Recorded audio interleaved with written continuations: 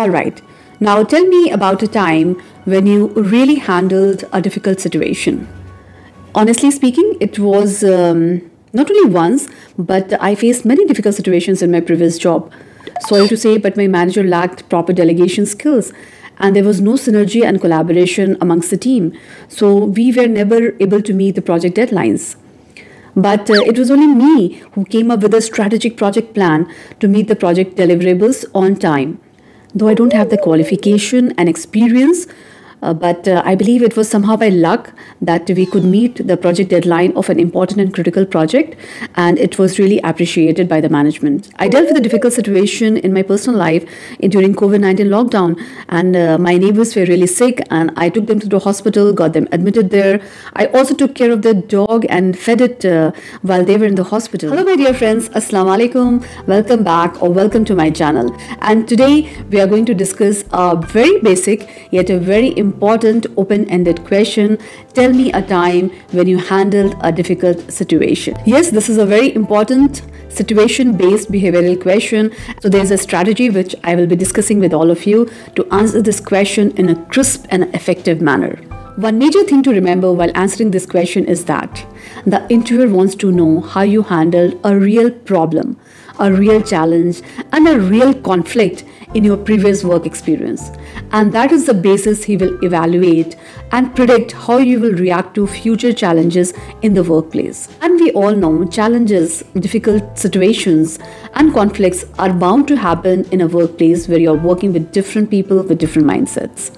So it's not how you avoid them, but how you confront them and finally resolve them in the most amicable manner in the interest of the company and the team. Basically, employers want to hire someone who turns challenges into opportunities. So basically, this is a test to see your problem solving and critical thinking skills. And always keep in mind while answering this question that stories are more memorable than facts or figures. This question is an excellent opportunity to show your human side of turning your adversity, your challenge or a problem into an opportunity, and also how you persevere during a difficult situation. And if you like my video, please do hit the big fat like button because it really motivates me to make more and more career related, energetic content for all of you. So as always, I respect your time. So let's go to the agenda without any further ado. So today we are going to cover number 1, how and why the interviewers ask this question. What is the purpose behind this question? Number 2, how to answer this question strategically through the STAR technique. I have made a slight modification by adding a T towards the end, so it makes it a STAR technique, and I will be telling you in a few seconds how you will be using the STAR technique to answer the question effectively. Then number 3, sample answers for professionals and freshers. Number 4, what tips you will be using for building better answer to this question. And number 5, what are the mistakes to avoid. So coming to the first point of our agenda, how the interviewer may ask this question or how he or she may paraphrase the question. Tell me a time when you handled a difficult situation. So these are the different ways the interviewer may ask you the question. Tell me about a time when you had to be creative to solve a problem. Tell me about a problem you had to resolve in your previous position. How do you handle conflict at work? How have you solved a problem at work? How have you handled a difficult situation with a co-worker? What actions have you taken when you were faced with a difficulty at work? What was the hardest obstacle you overcame in your last job and how? Can you provide an example of a time in which you made a mistake and how did you handle it? Can you share an incident where you had to manage a difficult situation? And now let's understand what is the purpose behind this question.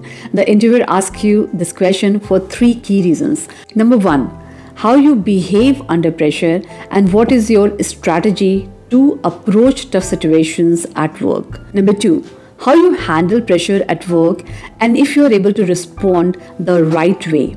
And number 3, which I believe is really important, how you communicate in difficult situations and what kind of person you are.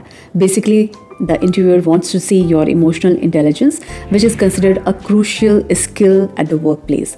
So if you are able to show empathy to others, if you have the understanding of the psyche of others and the ability to deal with them and different personality types, then you're highly emotional intelligent, and that is how you're going to be successful while dealing difficult situations at workplace, not only in your previous job but in your upcoming job or in your future assignment. So now we come to the second part of our agenda, which is the STAR technique, which is widely applied to answer this behavioral question.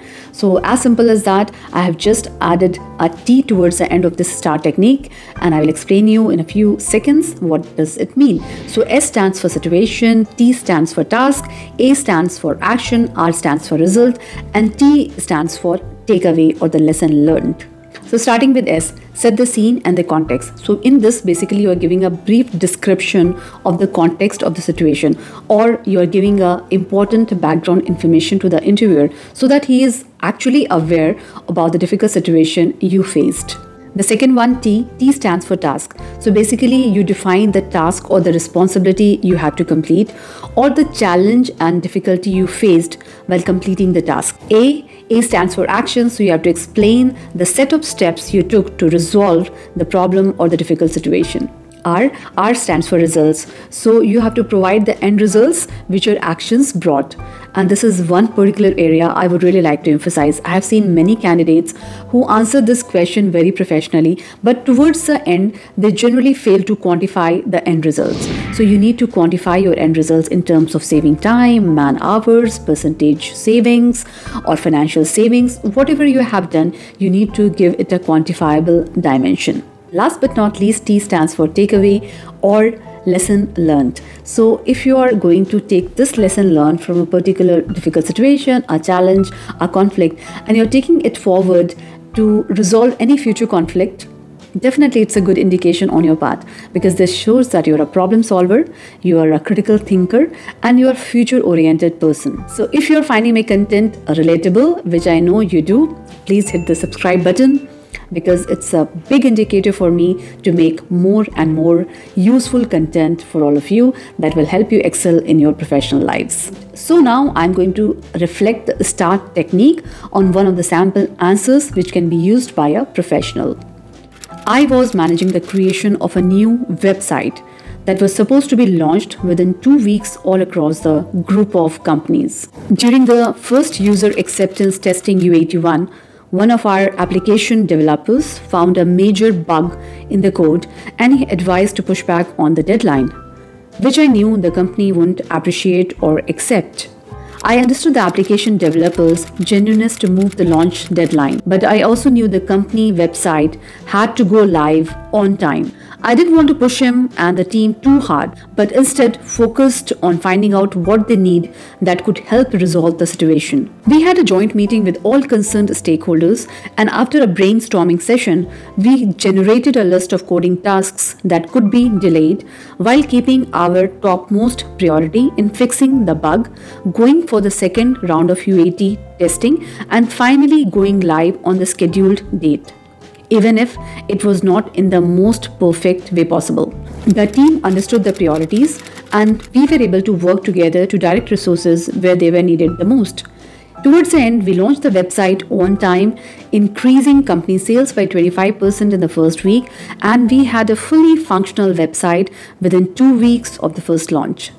It is worth mentioning that the team received appreciation from the CEO directly for all their efforts during the critical phase. And now, what I learned from this challenging situation. I learned that in future project plans, I should always keep a buffer of at least a week to ensure that the team has enough time for user acceptance tests and fixing bugs if found any. In this way, I can better navigate challenging situations and be a helpful and supportive team leader. So this was a perfect way to answer the question by professionals and freshers. I have not forgotten you.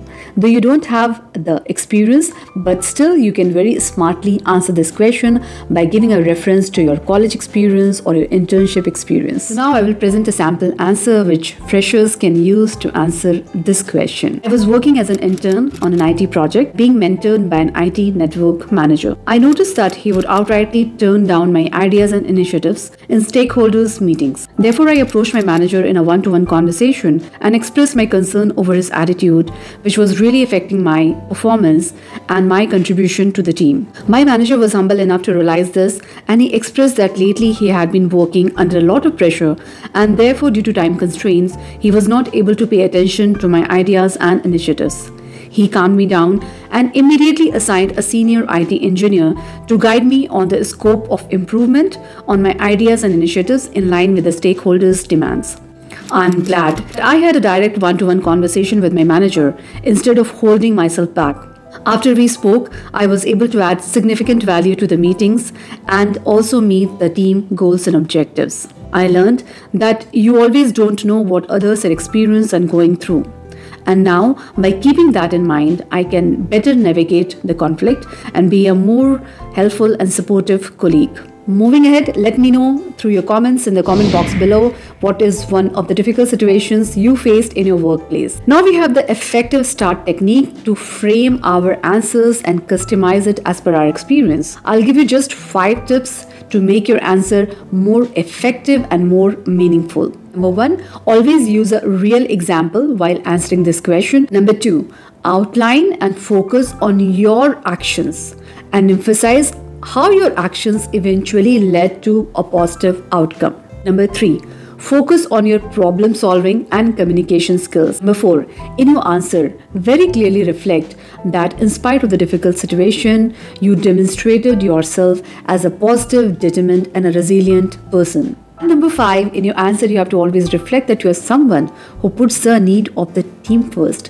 the need of the company first, and not your personal interest. And now let's discuss what are the mistakes to be avoided while answering this behavioral question. Number 1, and very important, avoid speaking bad about your current or former manager, colleagues, your peers, or your subordinates, or even your company. Number 2, which I believe is really important, don't show your greatness or be too self-obsessed. Don't reflect as you were the Messiah or you were the ultimate savior who drew the company, the team out of that particular difficult situation. And number 3, don't pick up a non-work related example. Try to keep it professional and pick up an example from your workplace, because it will add more meaning and the interviewer wants to keep it strictly professional.